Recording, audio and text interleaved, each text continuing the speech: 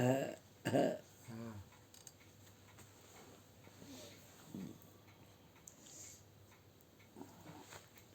હમણાં જ આપણે કે સંતોનું જીવન કેવું હોય અને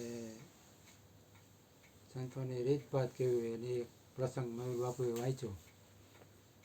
અને હીરો કે પથ્થર એમાં કાંઈ ભેદ ન હોય કે કોઈ આસક્તિ નથી. તો એક એવો જ એક પ્રસંગ બીજો એક મેં વાંચ્યો હતો છાપામાં જ. એક આપણે પ્રમુખ સ્વામી મહારાજનું એમાં આવ્યું હતું. એને એ ક્યાંક ગયા હતા તો એમાં હમણાં જ આપણે ચશ્માની કાચ નીકળી ગયો હતો ને આપણે મયુર બાપુને ફિટ કર્યો એમ. એને એવું જ કીધું કે ચશ્મામાં એક કાચ તૂટી ગયો હતો. પણ એને તો શું છે કે કેટલાય સેવકોને હોય એટલે બોલાવ્યો કે ભાઈ આમાં કાચ નાખવો છે. તો એક ભાઈને ફોન કર્યો એટલે એ તરત આવી ગયા 10-15 ફ્રેમ નવી લઈને. અને એક હાલી હોય કે આમાં તમે કે જે કે ફ્રેમ સિલેક્ટ કરો એમાં કે તમને આ કાચ કે નવો આપણે આમાં નાખી દઈએ. તો ભાઈ કે મારે ફ્રેમ તો બરાબર જ છે કે આ જૂની ફ્રેમ છે એ રેડી જ છે કે ખાલી એમાં કાચ બદલાવું.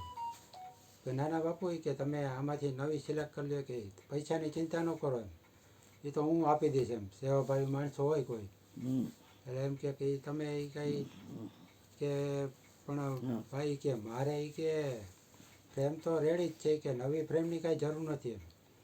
મારે કાચ જોઈ છે કે કાચ હોય એટલે હું એમાં જોઈ શકું. અરે બાપુ કે એમાં કાંઈ ખર્ચો નથી કે એ હું કરી લઈશ કે તમે કે તમારી વાત બરાબર છે કે પણ અંતે કે મારે ફ્રેમ ગમે એ છે પણ મારે જોવાનું તો કાચમાંથી છે ને એમ.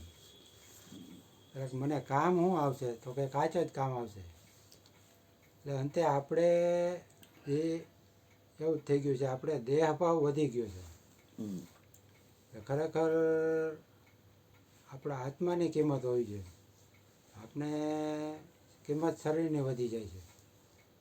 પણ સંતો મહાપુરુષોને એવું હોય કે એને ખબર હોય એની દ્રષ્ટિમાં એ ન હોય. આપણે દ્રષ્ટિમાં શું હોય કે આત્મા દ્રષ્ટિમાં રહેતો નથી. આત્મજ્ઞાન આવી ગયું પણ આત્મા નક્કી નથી રહેતો, દેહભાવ વધી જાય છે.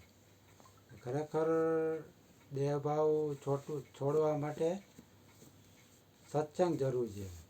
એ અહીંયા ડેઈલી સત્સંગ હાલે જ છતાંય આપણે એનો લાભ નથી લઈ શકતા.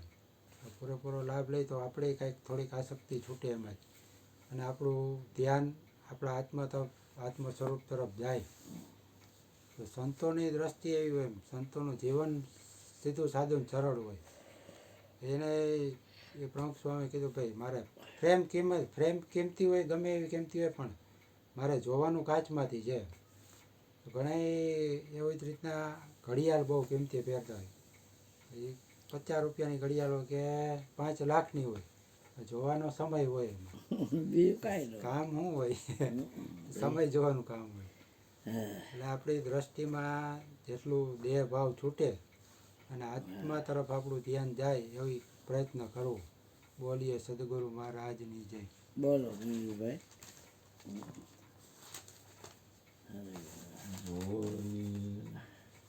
વાંચું છે પ્રમુખ સ્વામીને આમાં જ આવ્યું હતું ને એ તો સંદેશમાં એટલે રાખજો ગુરુવારની પૂરતી દૂરી છે. બોલો બોલો.